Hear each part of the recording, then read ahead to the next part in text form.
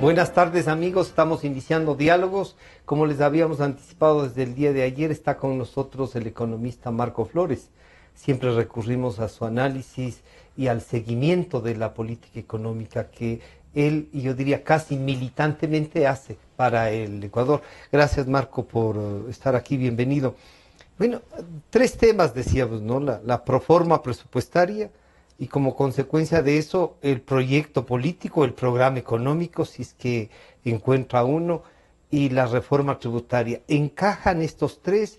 ¿Definen un modelo económico, estos tres hechos que estamos viviendo en el país? Bienvenido nuevamente, buenas tardes. Buenas tardes, Francisco, y muy amable por invitarme a su programa. Un gusto estar aquí. Usted siempre ha sido una persona muy generosa. Por eso dice el programa económico. Aquí no hay ningún programa económico.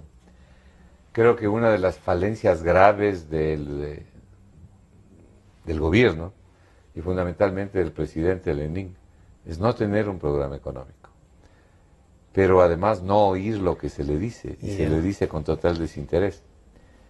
Moreno tiene en mi concepto, no me refiero a los aspectos personales, sino profesionales, técnicos y de gestión, el peor equipo económico posible de tener. Pero es un poco el mismo de los 10 años, ¿no? Claro, tiene el mismo equipo correísta. Por eso es que ahora que usted menciona el tema este del proyecto de ley que con carácter urgente envió a la Asamblea el 1 de noviembre el presidente de la República, le debo decir algo.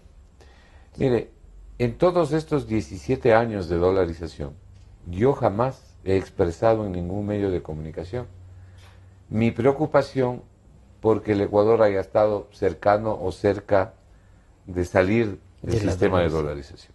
Hemos tenido problemas, pero nunca vi ninguna inminencia. En los 10 años usted diría que Correa no llegó.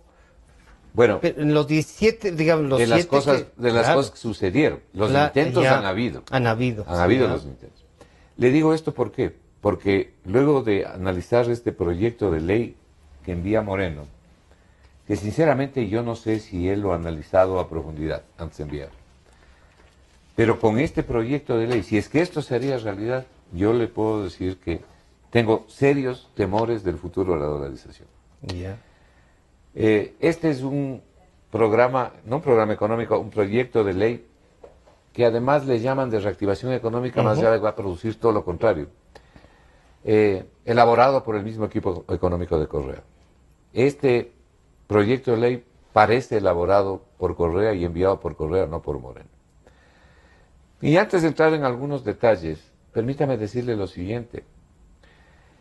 Correa administró, como ya sabemos, 330.000 millones de dólares en los 10 años, 5 meses que estuvo frente al poder. Eso fue lo que él administró, ese fue el gasto. Correa llevó el gasto público del 21% con relación al PIB, que era el gasto en el año, a finales del 2006, inicios del 2007, cuando él se posesionó, le llevó al 44% en el año 2014. Y hacia el año pasado bajó al 38.5%, no por otra razón, sino por la contracción económica y por la falta de recursos que ingresen a la caja fiscal. Si no habrían a pesar del endeudamiento. Bueno, una persona que duplica el tamaño del Estado, pero que no logra que la economía crezca en proporción para sostener semejante demanda de recursos. Por eso es que la sostenibilidad fiscal en el Ecuador es simplemente inviable, ¿no? Bueno, algo tenía que pasar. Y entonces echó mano ¿de qué?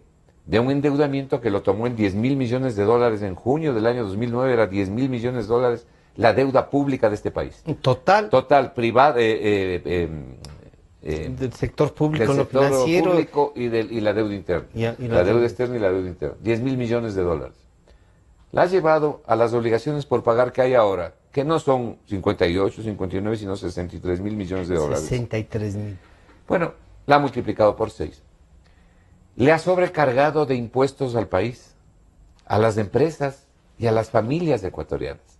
Comprarse en este país un par de zapatos para ir a hacer deportes es verdaderamente un asalto. Que la gente, la familia normal, media ecuatoriana, vaya a comer en un restaurante de mediana categoría, es para dejar la mitad del sueldo, del salario básico. Comprarse una camisa, es decir, resulta que tiene que pagarse unos precios enormes. La comida, lo que cuesta. con una economía de menos de $500 en promedio al mes, porque el ingreso per cápita del ecuatoriano es menos de $6,000. Es una economía de $500 mensuales. Bueno, eso han tenido que afrontar las familias de las empresas ecuatorianas. Luego de eso, asomarse con un proyecto de ley que propone subir los impuestos, que propone no solamente subir los impuestos a las empresas y a las familias, sino restringir las importaciones, afectar el comercio exterior. Bueno, le vuelve a este proyecto absolutamente impresentable. Pasarle la factura a las familias y empresas ecuatorianas, la factura de la fiesta correísta, la factura populista. ¿Cómo entendemos entonces que digan que esto no es un paquetazo?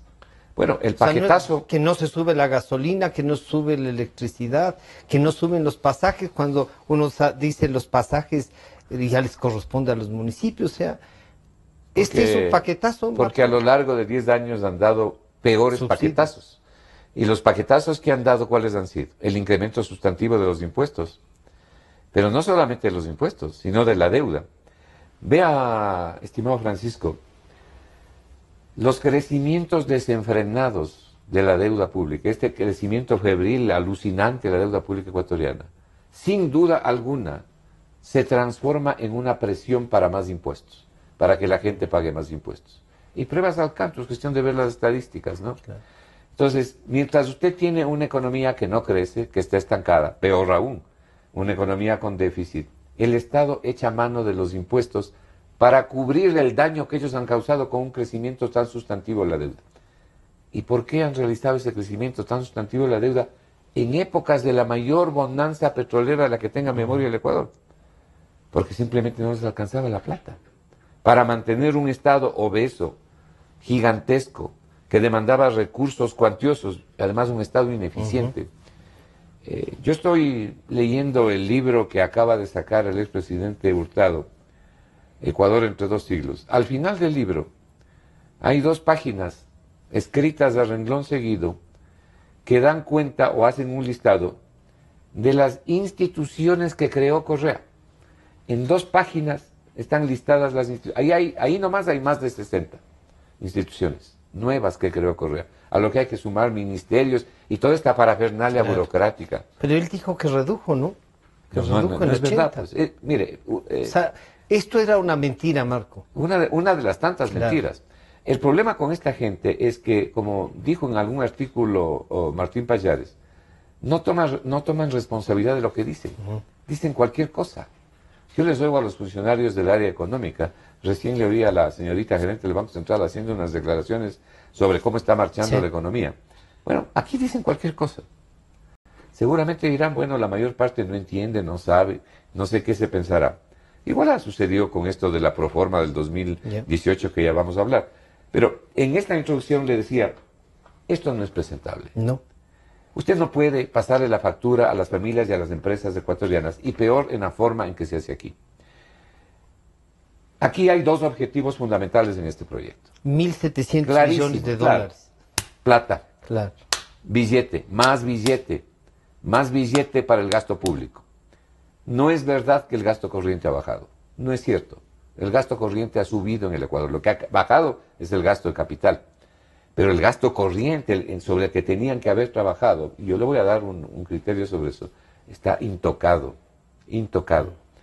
La burocracia, no me refiero a mandar sacando a la gente, que a todo el mundo le da terror, sino al gasto que insume el Estado como tal.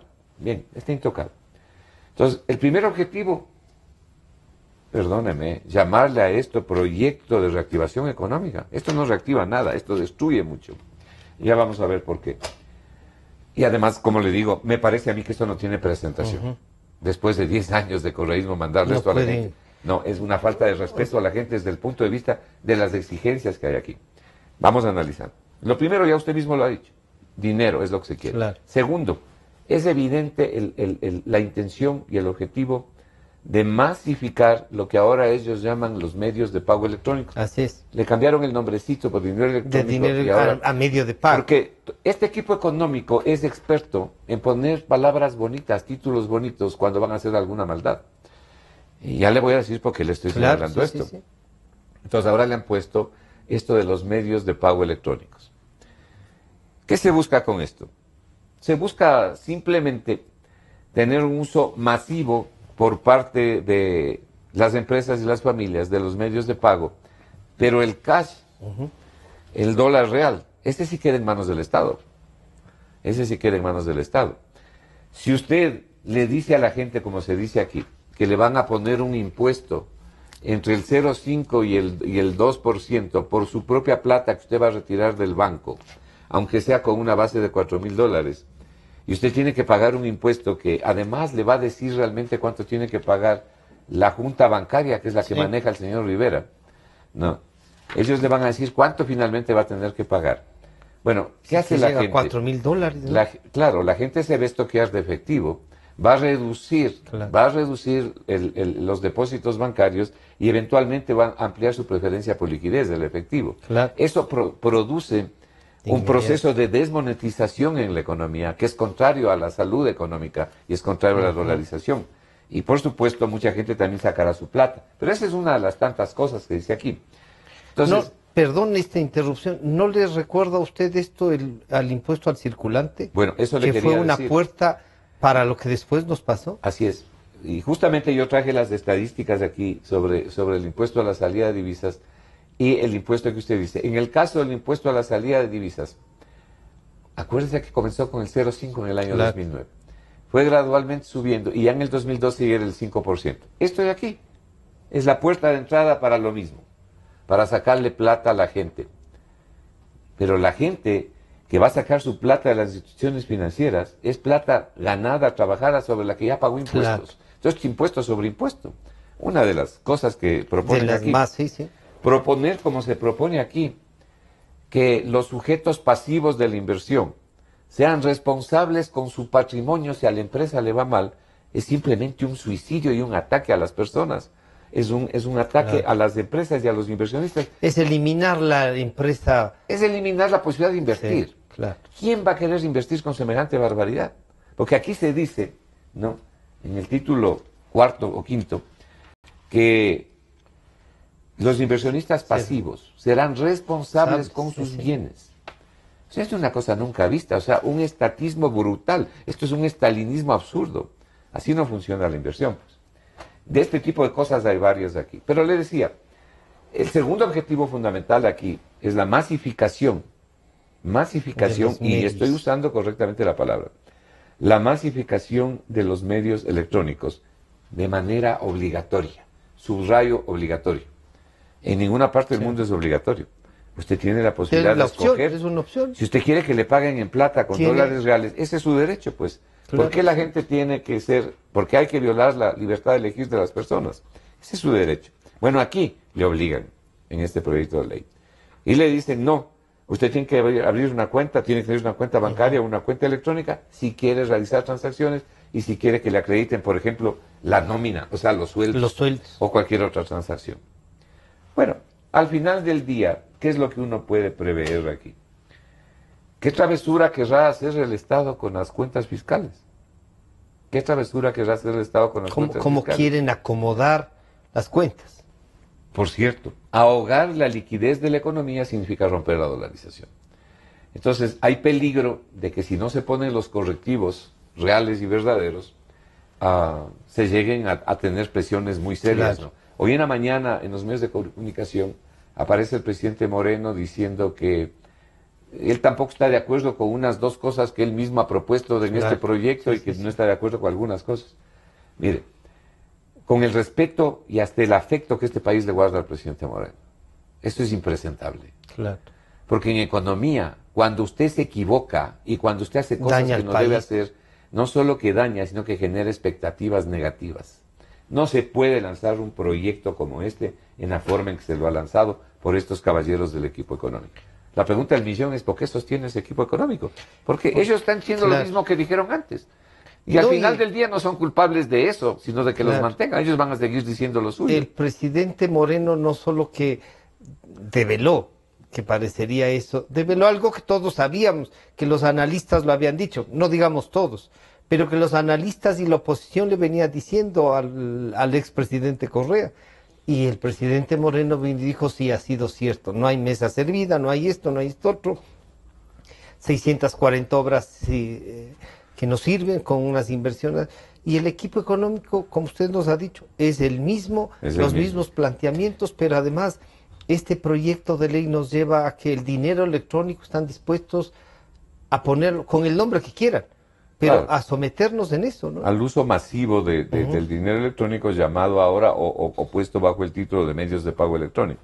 Tarjetas de crédito, tarjetas de débito, todo celulares, todo este tipo de dispositivos que se pueden usar para realizar transacciones. Pero no solamente que eso hace el equipo económico, sino que incluso se dan el lujo de contradecir al propio presidente de la República.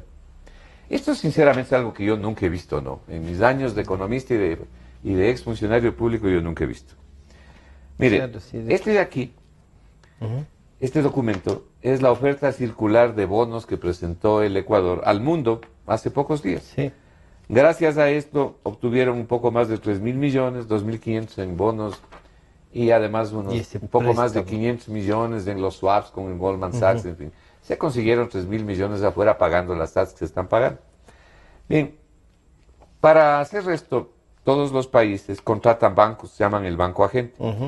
Durante los 10 años de Correa, él contrató al Citigroup. El Citigroup es el que ha manejado. Es el que ha manejado todo esto. Ahora han participado 3 bancos, en lugar de 1, 3 bancos distintos.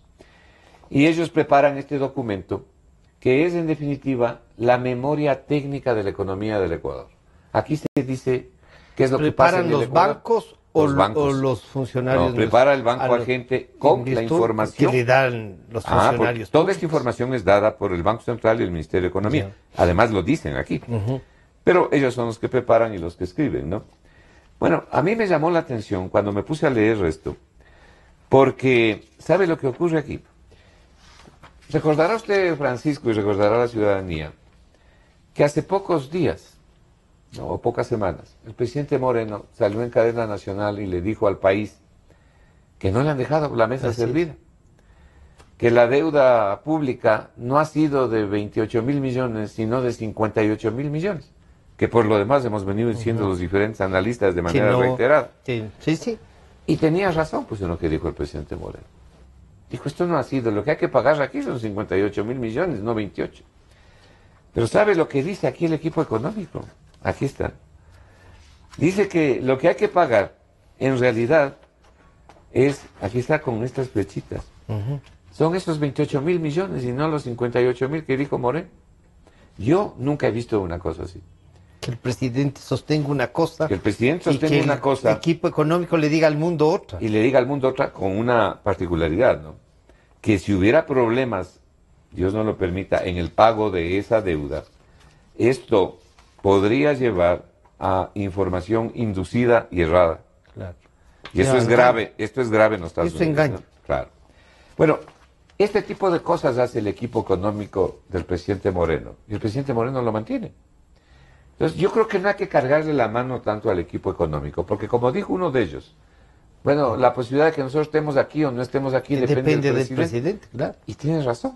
Sí, absoluta razón, sí. Bueno, pero volviendo al proyecto, una de las cosas que han dicho y que también hay que desmitificar y desmentir, es decir, esto estamos presentando porque no queremos ningún paquetazo económico.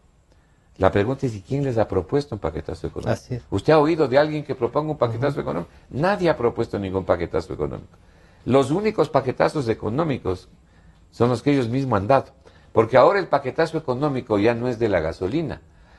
Como sucedía, se subían las tarifas del gas, de la gasolina o de la energía eléctrica. Ahora el paquetazo económico es vía más deuda pública. Y esa deuda pública hay que pagarle con impuestos. Ahora el paquetazo económico es vía más impuestos. Y aranceles. Y aranceles, claro, son impuestos, aranceles al final del día. Y sobre eso hay que hacer una anotación. Y al final del día, deuda pública más impuestos es la peor combinación posible. Claro. Esos son los nuevos paquetazos económicos. Ya no hay la máquina de emisión porque la dolarización no lo permite. Entonces ahora ya no se emiten billetes, pero se emiten bonos. Y se colocan bonos, internamente y en el exterior, y se le endeuda al país. Francisco, desde el año 2014 hasta este momento que estamos aquí, son 12.500 millones de dólares solamente Emitidos. en bonos emitidos y negociados en los Estados Unidos. La tasa de interés ponderada promedio de esos bonos de alrededor del 9.4%, que es 3 veces más de lo que paga cualquier remisor de bonos como Colombia, Chile, Perú, Bolivia, Marco, ¿no? ¿y cómo sacan México. el equipo económico que la tasa promedio del Estado es el 5%, que es una de las más bajas que se pueden Porque la llegar? mezclan con la tasa de los financiamientos de los organismos internacionales, ¿no? Entonces hacen promedio con la tasa que cobra el BID, que cobra el Banco O que les Mundial, cobre el Banco Central. o que cobra el Banco O el Central, IES. o cuando eliminan ellos las tasas, ¿no? Claro. Y deciden que ya no se Que no pague se ninguna pague tasa. ninguna. Esto es lo que paga el Ecuador. El 9.4% ponderado promedio es lo que se paga por todas estas emisiones de papeles. Entonces nos han dicho, hemos presentado esto para reactivar la economía porque no queremos el paquetazo. Ujú. Aquí no hay ningún programa económico, ¿no? Aquí lo que hay puro y duro es la búsqueda de más dinero para financiar el déficit. Pero eso Déficit no es que ellos para, han creado. desde el punto de vista de ellos, porque a veces nos apartamos de este sesgo ideológico que tienen y que han manejado estos 11 años del país.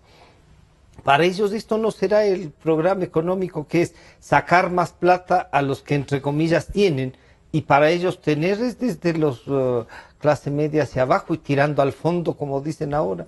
Yo quiero referirme a algunos aspectos entre esos los que usted toca para señalar el por qué esto es tan perjudicial y dar las razones de eso. Usted acaba de dar una y muy buena. Pero le decía, este programa no es un programa de reactivación. Y decían, no podemos bajar el gasto porque la mayoría son soldados o militares, Soldados, médicos, militares, profesores, médicos. y policías. Y eso es la mayoría. Y es verdad. Pero el que ellos sean la mayoría de los empleados no quiere decir que ahí esté la mayoría de los recursos. De los recursos. Son dos cosas distintas. Punto número 1. Punto número 2. Ay, Lo que debería, por ejemplo, hacer el presidente Moreno es llamar a los jefes de todas las instituciones del gobierno central. Es decir, a todos los que manejan el presupuesto general del Estado, a los ministros, a los gerentes de las empresas, y decirles, caballeros, quiero que revisen el presupuesto de cada una de sus instituciones y me hagan el favor de bajarle el 6%. Porque nadie mejor que ustedes sabe dónde se puede ¿Dónde bajar. se puede bajar? Claro. ¿Le parece mucho 6%? No. No, no es mucho 6%. No es. Y Eso no es lo que necesariamente le está diciendo voten a la gente. No, eso es lo que se hace en cualquier economía, incluso en economía familiar. Y tráiganme ustedes, señores, un presupuesto ajustado con el 6%. Bueno, ese 6% son 2.000 millones de dólares. Del presupuesto de 34.800, son alrededor de 2.000 millones de dólares, ¿no? No es mucho pedir. Y eso que no le estoy diciendo lo que se podría eliminar, ¿no? Por ejemplo, esta agencia de espionaje a los ecuatorianos, ¿no? Es cuestión de ver la plata que se lleva, ¿no? Como 140 millones de dólares, ¿no? En el presupuesto, por señalarle un caso. Bien. Marco, hay una pregunta para sobre esta. Los estados no necesitan de alguna manera también no hacer un seguimiento ni espionaje a la gente, pero tener una Secretaría de Seguridad que ayude a ubicar los conflictos para tomar resoluciones. Sí, pero eso no es lo que hacía Correa. No es lo que hacía Correa. No. Correa se dedicaba a espiarnos a todos y a perseguirnos. Sí, a perseguirnos. Y para eso, para lo que usted dice, que por supuesto los estados requieren. Fuerzas Armadas. Están las Fuerzas Armadas y los servicios de inteligencia. Él hizo su propia Gestapo. Y desarmó la de los Y no solo eso, para espiarle a la gente, pero si las denuncias han venido de ellos mismos, ¿no? Y a un costo enorme, ¿no? Y a un costo enorme. O sea que el Estado lo que no tiene, todo esto que han hecho, lo que no tiene es ni siquiera eficacia para resolver los problemas, ¿no? Claro, sino para cubrir.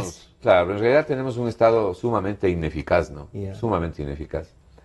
Y aquí no es cuestión solamente de bajar el gasto y tener un Estado más barato, si usted sino dice, tener un Estado eficiente también, y amable. 6% menos, 2.000 millones de dólares. Okay. Esa es la primera parte. La primera parte. ¿Qué Paralelamente, otra cosa? Del presupuesto, con lo cual estaría en 32.000 millones y pico. Verá, ¿qué es lo que le hemos dicho en más de una oportunidad al país? Le hemos dicho que hay que bajar el gasto. Le digo, una fórmula sería llamar a todos los administradores del presupuesto, bajen el 6%. A ojo de buen cubero son 2.000 millones. Cuando usted tiene una economía en contracción que no crece como la economía ecuatoriana, cuando usted ve que las exportaciones caen entre el 25 y el 30% y las importaciones caen todavía más, Cuando usted ve que no hay inversión ya ni siquiera nacional, lo que se mantiene es la inversión antigua. No tiene forma de justificar el crecimiento económico que los señores están proyectando. Porque hay crecimiento económico cuando hay inversión y cuando hay confianza. Y en el Ecuador no hay esas dos cosas. Encima de eso usted tiene un déficit. Bueno, en esas circunstancias decir, reduzcan los impuestos, uno podría decir, con esto vamos a aumentar el déficit. Es que paralelamente tiene que bajar el gasto. No es solamente de reducir los impuestos, sino de paralelamente rebajar el gasto.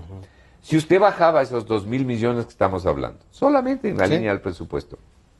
Que es factible, bueno, como usted dice. Para empezar, usted podría haber dejado de cobrar los 355 millones de dólares, que es lo que cobra el Estado por el anticipo del impuesto a la renta, a las empresas, y que tanto daño hacen hacia las empresas. Que ahora regulan y calman, porque es otra forma, ¿no? En este proyecto usted ve cómo dividen a los sectores, dice de este tamaño hasta acá no les vamos a cobrar y van a manejar, de este para acá hay que dar. Es que tenemos que referirnos a la desgracia que eso significa, porque esos son puntos importantísimos de por qué esto no es un proyecto de reactivación, sino de hundimiento de la economía. Si crece más de $300.000 este castigo, tienes que mantenerte hasta 300. Claro.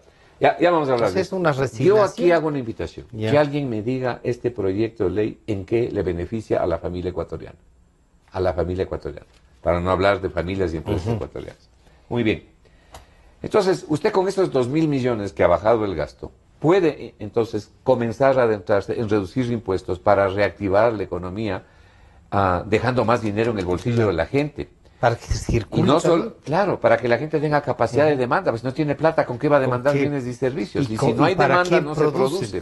Claro. Pero además, para bajar determinados impuestos a las empresas que les han restado competitividad. Me explico. Si usted le sobrecarga de impuestos a las empresas, como ha ocurrido aquí, los costos de producción de la empresa suben. ¿Qué hace el empresario por lo general? Transmite ese incremento al precio de venta. ¿Y quiénes son los perjudicados? Las familias ecuatorianas, que tienen que pagar más. Lo mismo ocurre con los aranceles a las importaciones. Esto todavía es más grave porque restringe el comercio internacional. Al final del día, pagan los ecuatorianos de a pie, las familias ecuatorianas. Pero las empresas pierden competitividad, porque producir una libra de papas en el Ecuador, por poner ejemplo, o producir un par de zapatos en el Ecuador, es mucho más caro que producirlo en Colombia, o que producirlo en Chile o en México. O en los Estados Unidos. O en los Estados Unidos. Entonces usted no puede competir. Por eso estamos diciendo, esa enorme cantidad de impuestos, para pagar deuda, entre otras cosas, para mantener un Estado, ves, un gasto público gigante. Esa enorme cantidad de impuestos ha restado competitividad a las empresas. Y al restar competitividad, les quita la posibilidad de vender sus productos y de comercializarlos bien y obtener recursos, por ejemplo, exportando y trayendo divisas al Ecuador. Tiene que bajarles los impuestos. Nosotros proponíamos, por ejemplo, el impuesto a la salida de divisas, que les oigo que dicen que no se puede bajar, que no se puede. ¿Por qué? Si lo que estamos diciendo es que se baje ese impuesto gradualmente. Que vaya 1.25% fue la propuesta que yo hice en todo caso. Hay otras personas que han propuesto algo parecido. Claro, y en 4 años, está desaparece. 1.25% es alrededor de $200 millones. Es lo que cuesta anuales. La CNAI, entonces. Claro, es lo que cuesta la CNAI. Menos de lo que cuesta la CNAI. Pero ese impuesto, llamado a la salida de divisas, en realidad es un impuesto a la entrada de divisas, porque la gente ve eso, el inversionista ve eso, ve que todos los índices internacionales que miran los inversionistas, en el caso del Ecuador, están por los suelos y a otro lado. Claro. Entonces, hay que cambiar esa historia. Esto es cambiar las expectativas. Ahora, esto no es solamente cuestión de impuestos, sino tener el criterio. Porque aquí este proyecto... ¿Qué voy a hacer con estos impuestos? Ciertamente, no es gastar. Este proyecto se ha hecho en la dirección contraria a lo que se debe hacer. Permítame explicarle por qué es negativo que estos señores pongan restricciones a las importaciones y encima de eso, no solo restricciones, sino que pongan impuestos sobre más de 500 productos de importación. Mire, Pancho, las importaciones en cualquier país están ligadas a las exportaciones, son como marido y mujer. Si usted quiere importar, tiene que exportar para tener la plata, si no, ¿cómo va a tener la plata para exportar? Tiene que tener inversión en economía para generar crecimiento económico, para que haya recaudación, para que la gente tenga salarios adecuados, si no, no se puede importar.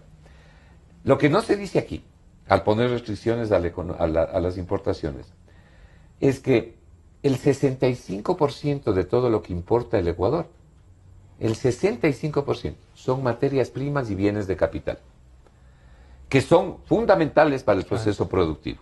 Nos sirven para poder trabajar. Nos sirven para trabajar, para que nosotros podamos comer y para poder exportar, para que los exportadores también trabajen con las materias primas que importan y los bienes de capital. Por ejemplo, un bien de capital, un tractor, los abonos, los fertilizantes, la maquinaria y materias primas en general para los dentistas, por ejemplo, usan mucha materia prima importada, los médicos en el área de medicina.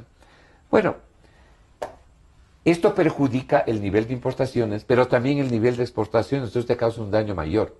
Encima de eso, ataca por los dos lados. Claro, encima de eso, el producto terminado en el Ecuador se encarece y el importado también. Y le pasan a usted una factura de precios más altos como consecuencia de este tipo de políticas. Estos señores estaban asustados porque dijeron, el momento que se eliminaron las salvaguardas, la gente se ha votado a importar y subieron las importaciones. ¿Y cómo no van a hacer eso si no existe ninguna confianza?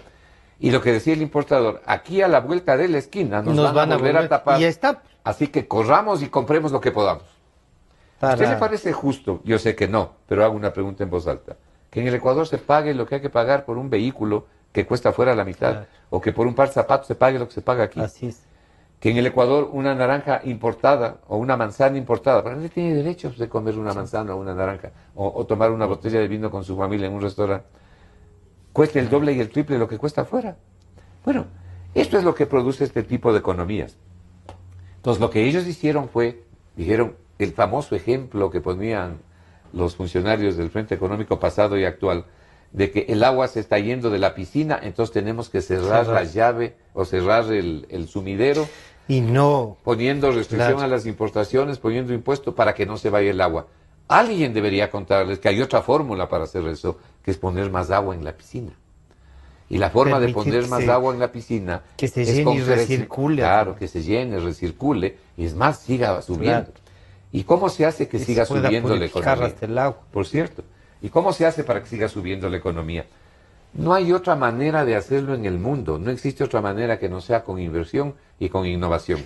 Marco, este proyecto tiene, yo estaba viendo algo que diga, ¿esta era la línea por donde debíamos seguir? ¿O solo es, lo que vemos es solo impuestos? Mire, Cervantes decía en el Quijote que no hay libro tan malo que no tenga algo de bueno. Ya. Y uno puede rescatar ciertas cosas aquí, pero poquísimas. Yo creo que es bueno en general toda la política que dice el presidente Moreno va a desarrollar para financiar los emprendimientos. Él ha dicho además que quiere realizar ciertas obras sociales. El problema es que no tiene la plata. Claro. No tiene con qué hacerlo. Pero ya van a inaugurar unas casas. Dijo. Bueno, no sé cuántas serán, pero tiene que reactivar la economía para hacer todas estas cosas que él quiere hacer y que él ofreció. Y gracias a eso ganó. ¿No? O estuvo en la segunda vuelta, como él mismo dice. Bueno, la fórmula para hacer esto es crecimiento económico. Pero no existe crecimiento económico si previamente usted no tiene inversión y si no tiene innovación. Aquí, en la China o en la Cochinchina. Los ejemplos están a la vista. Esta es una verdad obvia y lo obvio no necesita demostración. Pero ha pasado en los diferentes países. Esa es la fórmula de los dragones asiáticos. La apertura comercial. Mire el caso de Chile. Chile tiene acuerdos comerciales con más de 60 países. ¿Sí? Entonces, ha diversificado sus exportaciones. El Ecuador ha hecho lo contrario. Con las uñas agarramos el tratado con Europa. Y eso que lo disparaban desde adentro ellos mismos. Pero con las uñas, porque esto también ya lo íbamos a perder. Usted ya vio lo que pasó con el ATPDA.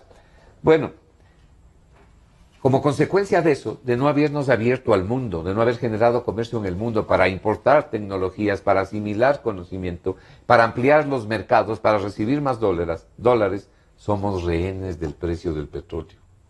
Somos rehenes de los precios de determinadas materias primas, banano, cacao, camarón, básicamente.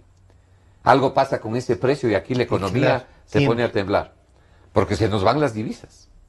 Entonces, aquí se ha seguido una política justamente contraria. Usted tiene que generar un ambiente y un clima en que se puede invertir, comenzando por la inversión nacional. Un paréntesis ahí, usted que menciona el precio del petróleo. el cálculo está, me parece que cerca de los $50, ¿no? Y No, está un poco menos, me parece que está en... 45, 46. Lo tengo por aquí, o a lo mejor Ya. usted tiene razón, no me acuerdo si es 49 o 41. Pues está cerca, 41.92. ya, 41.92. 41.92. Pero se dice que este año mismo ya el promedio ha estado sobre los 45 y 50, Sí. con lo cual ya ahí hay un diferencial. Pero en buena hora Y- que haya, y porque claro, ese es un colchón. Y si se puede pasar eso, o sea, si es que el presupuesto va a estar, digamos, en $42 y vamos a tener a 50, ese colchón nos ayuda o es un peligro que ese colchón sea de todas maneras usado como estos 1.700 millones que aspiran recoger de este proyecto. Bueno, depende, ¿no? Si no están comprometidos los barriles de petróleo de exportación. Habrá que ver qué es lo que realmente le queda, porque como hay que pagarles a los chinos, a Tailandia, y vaya usted a saber a quién más, porque como esto declararon Claro. reservado y secreto, Sí. ni siquiera se sabe bien a quienes nomás se les debe. Entonces, dependiendo de lo que le quede, Ya. el remanente que le quede al Ecuador, puede ingresar recursos a la caja fiscal. Usted tocó un tema que a mí me parece fundamental. Este debe ser el único país que en el siglo XXI quiere realizar una igualdad hacia abajo de los Sí. ingresos. Esta es otra de las La clase barbaridades. media tirando al fondo. Claro, como esta es otra de las barbaridades que plantea este proyecto de ley, por lo cual le digo, esto no es de reactivación, sino de destrucción. Mire, aquí se dice, en primer lugar, que que el impuesto a la renta va a ser mayor si usted no tiene hijos, no tiene cargas Claro. familiares. En la China comunista capitalista, establecieron restricciones a la natalidad. Sí. Y establecieron determinados premios para el que tenía solo un hijo. Un hijo. Pero Y no les dio castigos, mucho sí, resultado claro. y entonces establecieron los castigos y dijeron, ustedes no pueden más tener hijos porque les iban a dar un premio, pero ahora van a ser sancionados los que tengan más hijos, para controlar el crecimiento de la China. China tiene 1.400 millones de habitantes, la India tiene 1.300 millones de habitantes. Bien, aquí se hace lo contrario. Aquí se dice, el que no tenga suficientes hijos va a pagar más. ¿Qué cree usted Claro. que va a pasar? Que Bueno, va- que- hay un impulso, pues. Pensemos en sí. los campesinos. Pero usted Dicen, cree pues el que- campesino sí. no gana $3.000, ¿no? Pero depende. Pero en teoría habría Es un el impulso. mensaje. Es el se mensaje. da, ¿no? Pero ahí no está el meollo del asunto. El meollo está en que usted no puede Pasan a castigar ser igualando hacia abajo ultraconservador, diciendo, claro. los que ganan menos de 3.000 no pagan, pero los de 3.000 para arriba esos sí pagan. No, que no paguen los que ganan menos de 3.000, pero tampoco que paguen los que ganan más de 3.000, pues. ¿Por qué tiene Porque que les castigamos incrementarles? más. ¿Por qué les tiene que castigar? Marco, pero este es el modelo económico Claro. que no queremos ver. Ese es el Es error, el modelo error. económico Así es. que lo tratan en Cuba, que lo trabajan en Venezuela, que lo han trabajado en Nicaragua, que excepto en Bolivia que el manejo ha sido distinto, pese a que hay unas radicalidades. Quizá es Ha el sido tema distinto, étnico, ha ¿no? sido distinto en Bolivia. Hace 2 días un amigo Ya. me pidió que le diera algunos datos de Bolivia y estuve revisando las Sí. cifras. Ellos tienen en cash disponibles $10.000 millones en la reserva. Nosotros en cash tenemos 1.000 millones. En cash, 1.000 millones. Bolivia tiene 2 fonditos. Sí. Unos 2 fonditos de ahorro tiene Que Bolivia. se les lleva Nosotros no tenemos no, nada. ninguno. Pues, ¿sabe que una de las grandes mentiras de los populistas, de quienes siguen esta tesis del socialismo del siglo XXI, es decir, vamos a ponerles impuestos a los que más tienen para ayudarles a los pobres? Sí, sí. Nunca ha pasado eso. Es decir, ponen los impuestos, se Y llevan la vuelven plata pobres a todos. y la despilfarran, hacen la igualdad hacia abajo y vuelven pobres a todos. Lo importante es que a los que son más pobres, ganan menos de 3.000, ayudarles a subir, no bajarles a los que están un poquito más arriba, pues. Claro. Es justamente al revés. Es castigar La al política éxito. de ellos es justamente la contraria a eso. Y no se olvide usted que Pero ese así populismo... consiguen gente que depende de ellos. Claro, ese es el negocio. Que- Eso es justamente y lo que le iba a generan decir. los pobres que necesitan para incluso para el Y si discurso. no tendrían los pobres que necesitan, ¿cómo dependerían del Estado? De las migajas y miserias del Estado. Necesitan tener una buena cantidad de pobres para darles cosas y volverles Estado dependientes y obligarles a que voten por ellos, que vayan a recibir los sándwiches, que vayan a aplaudir. claro, producirá los 1.700 millones que aspiran. Yo personalmente Esto creo que creo no. Yo personalmente creo Porque es que lo no. peor. Por encima de que nos castigan con todo, nos recogen la plata. Y que va a quieren. perjudicar la llamada reactivación, que es lo que requiere el Ecuador, ¿no? Este problema del igualitarismo, le voy a poner un ejemplo Sí. muy rápido, ¿no? Para que usted vea que es verdaderamente falso el concepto. El problema no es la desigualdad por ingresos, el problema es la pobreza. Hay que luchar contra la pobreza. Mire, hay aproximadamente 7.500 millones de personas en el mundo. Más de la mitad de la población mundial. O sea, alrededor casi de 4.000 millones de personas viven con menos de $10 diarios. Pero hay como 4.000 millones que viven con menos de $3 diarios. Tomemos este último sector. Y tengo aquí las cifras de la pobreza mundial. Tomemos este último sector. Los que viven con $3 al día, más de 3.000 millones de personas. Son $90 al mes. Si usted en este rato tiene en su bolsillo $100, resulta que usted es un privilegiado al lado de esta gente. Más, claro. Usted tiene $10 más.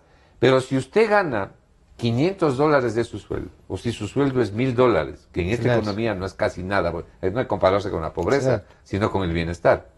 Bueno, resulta que ustedes tienen un ingreso fantástico al lado de esta gente. Entonces, según el criterio de estos señores, hay que bajarle a usted para igualarles con ellos. Y eso es lo que han hecho, por ejemplo, en Latinoamérica, en Cuba, donde el coeficiente de Gini es cercano a 0, y también en Honduras. Por supuesto, en Corea del Norte, ¿no? Ahí es donde funciona esto. Y en los países del África subsahariana, donde la igualdad, se ha dado la igualdad, pero en la miseria. Pero en la miseria. Bien.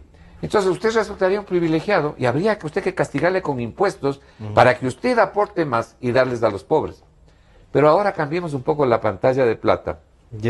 Imagínese que al lado suyo está sentado el señor Bill Gates.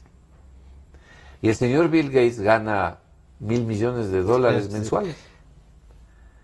Entonces, resulta que usted que hasta hace unas horas era un hombre privilegiado frente a este grupo de pobres. Ahora al lado del señor Bill Gates es un pordiosero. No existe. Bueno, ese es el concepto relativo de la desigualdad. Lo importante es que las buenas políticas económicas que luchen contra la pobreza... oportunidad a todos. Claro. Para... ¿Por qué se produce la pobreza finalmente? La pobreza se produce por falta de oportunidades y por malas políticas públicas. La falta de oportunidades y las malas políticas públicas condena a la gente a la pobreza.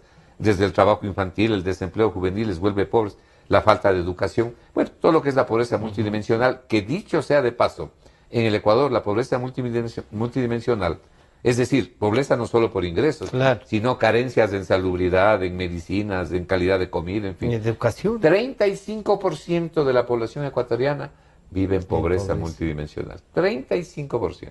Muy bien. Entonces, lo que usted tiene que hacer es generar políticas de lucha contra la pobreza. Y las buenas políticas no son ni socialistas ni revolucionarias. Las buenas políticas no son ni de izquierdas ni de derechas.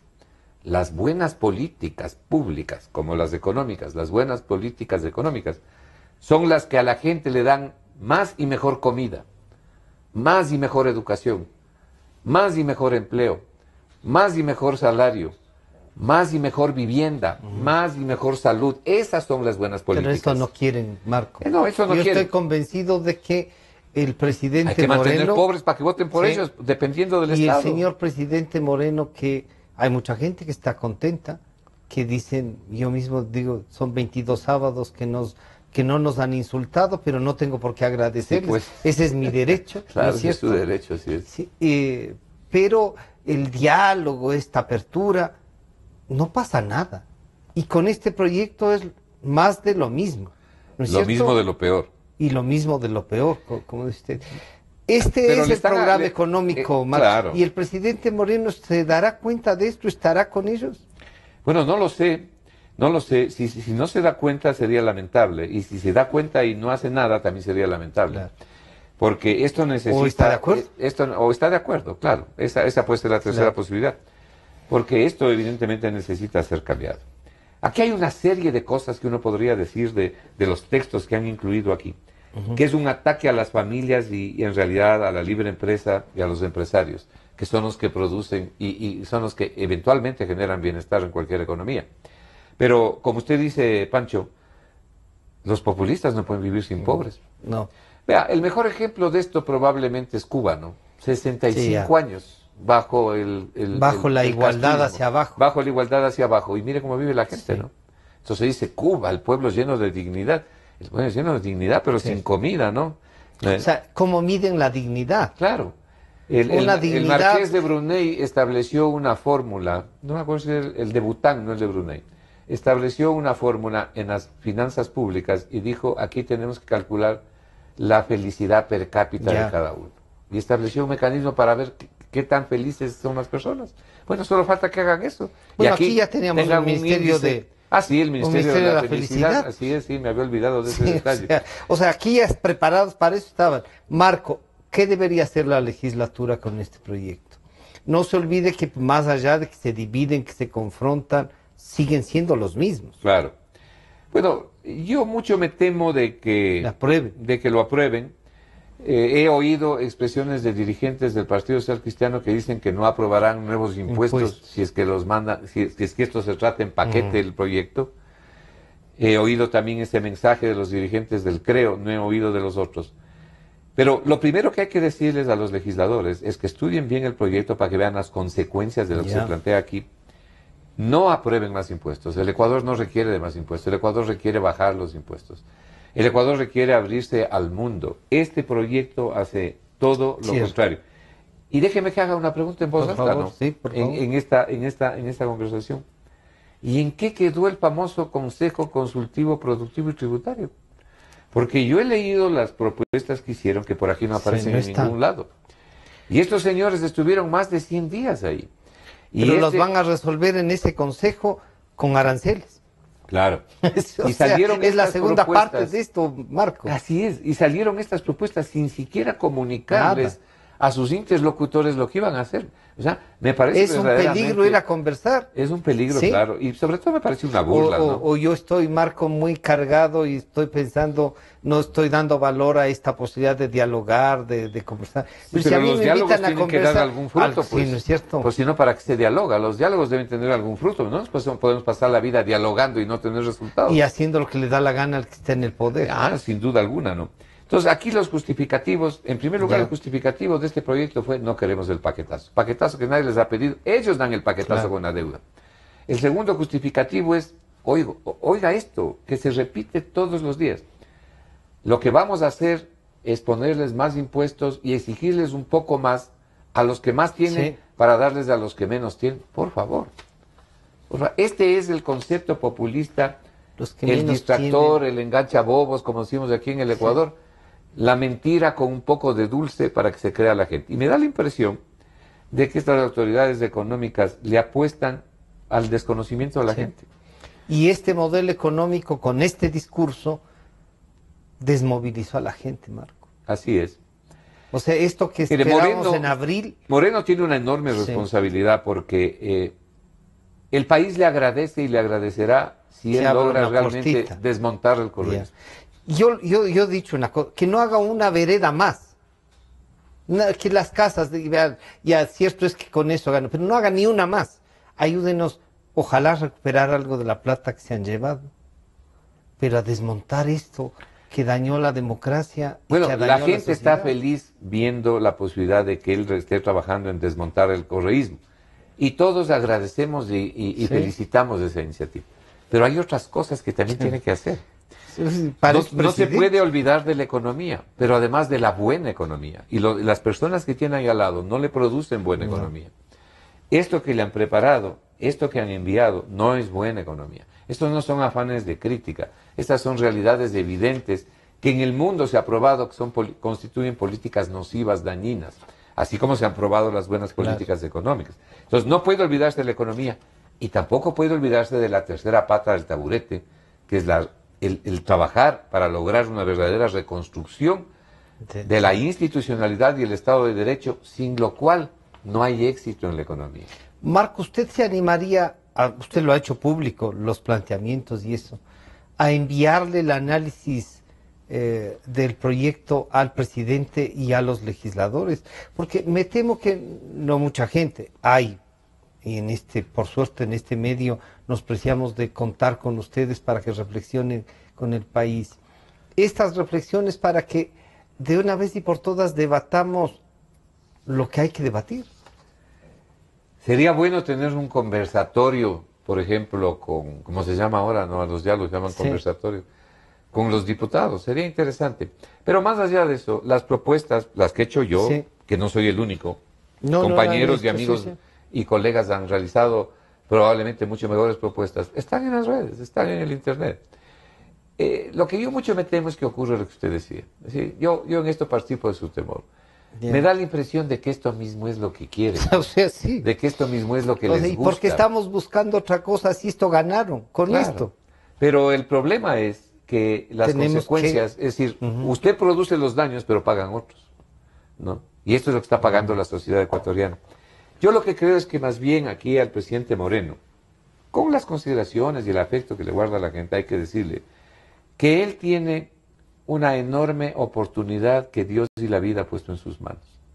Esto no se trata de ver si el Producto Interno Bruto va a crecer al 0,2 o al 0,7 o al 1% o al 2%, porque los tres no sirve. Son crecimientos miserables, paupérrimos, que no sirven casi para nada en el Ecuador.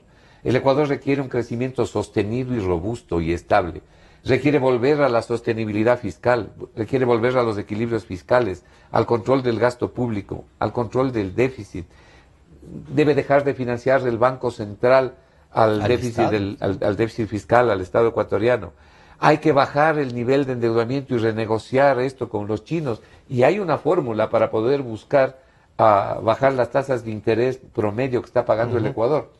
Bueno, tiene que hacer eso el presidente Moreno, pero por sobre todo tiene que llevarle al Ecuador no a que crezca un poquito más, sino a enfilarle en la ruta del progreso.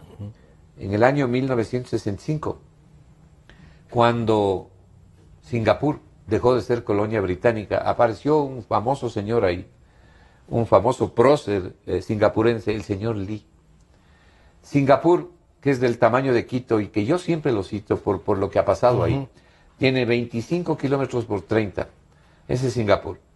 Bueno, vivían en el lodo, en la miseria, en la desocupación, en la ignorancia. Hoy está entre las 5 principales economías del mundo, entre todos los índices. Esa economía pequeña de 5,5 millones de habitantes. El año pasado, el Producto Interno Bruto fue 320,000 millones de dólares en el 2016. El del Ecuador fue 100,000. La deuda de Singapur es equivalente al 100% de su PIB, pero porque tienen la plata para poder pagar, tienen la capacidad de pago. El interés de buena parte de la deuda es cero. Es cero, ni siquiera es 0,1, sino cero. Marcos, si le invitan al Congreso, se nos terminó el tiempo, ¿usted acudiría? ¿Sí? Bueno, yo no me puedo negar a presentar criterios si es que creen que algún criterio puede ser válido. Y de hecho, por eso he estado escribiendo y presentándolos a través de las redes. Pero claro, a los conversatorios donde podamos exponer tesis, yo creo que es una obligación de todos, ¿no? De todos los ecuatorianos. Solamente permítanme concluir diciéndole esto. ¿Qué fue lo que hizo Singapur para salir del lodazal? De paso, el ingreso per cápita del ecuatoriano, como vimos hace un momento, es menos de 6,000 dólares y el de ellos es 53,000 dólares. Bueno, ¿qué fue lo que hicieron? Se abrieron al mundo, generaron convenios comerciales, pero sobre todo se abrieron a la innovación y a la inversión. El dólar de Singapur, que es la moneda de ellos, la moneda de menor denominación es de $2. Entonces en el dólar, en vez de poner la foto de un prócer o de un héroe, pusieron un profesor dando clases. Los niños a los 6 años reciben clases extras de matemáticas en un centro de matemáticas. La innovación es tan fantástica que hasta la recolección de basura está computarizada. Es decir, todo lo que significa productividad, mejoramiento, ahí está el espejo. La apertura comercial, los tratados comerciales, tienen las refinerías el sistema de refinerías más grandes del Asia en esa pequeña isla. Bueno, ahí está la receta, y lo mismo los otros tigres asiáticos, Hong Kong, Corea del Sur, Taiwán. Frente a eso está la Corea del Norte. Y mire cómo vive. Mire cómo está la gente en Cuba. Mire cómo está la gente en Honduras. Decir que tienen dignidad y bombas nucleares. Claro, mire cómo está Venezuela. Ese es el resultado de la antipolítica. Esperemos que estas reflexiones del economista Marco Flores nos lleven a que nuestros legisladores, porque este rato está en manos de ellos, reflexiones también y nos hagan un planteamiento. Queremos agradecer, Marco, por Gracias. este diálogo. Nos estamos encontrando el día viernes. Muchas gracias.